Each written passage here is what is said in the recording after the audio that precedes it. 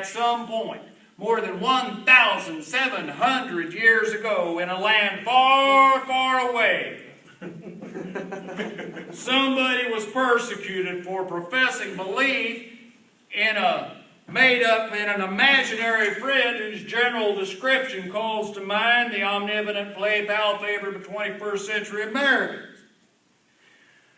Better than 80% of my neighbors, most of my friends, and 99% of my family are still making out like the situation for Christians hasn't changed since Nero was using them as yard lights.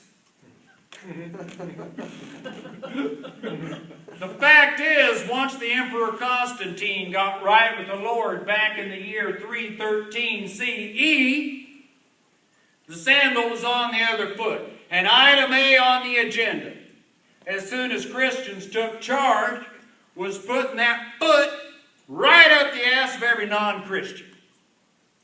They haven't let up yet. Foot's still right up in that heathen ass.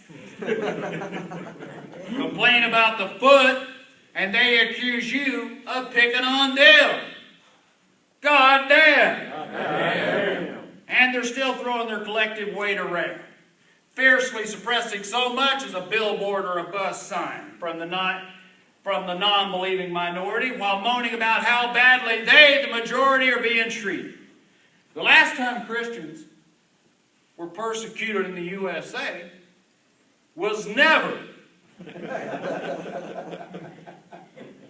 Unless you count that dished out by other Christians, Quakers and Puritans and Catholics having to go off and start their own colonies because they hated each other as only the godly can hate. Right now.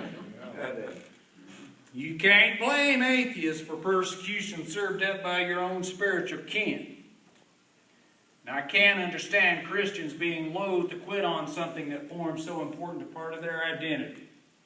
And I can tell what a charge Palmer gets out of thinking of himself in the same class as Peter and Paul and the saints that in the years before 313 CE got hanged or stoned or burned or renditioned to Babylonia some fucking place.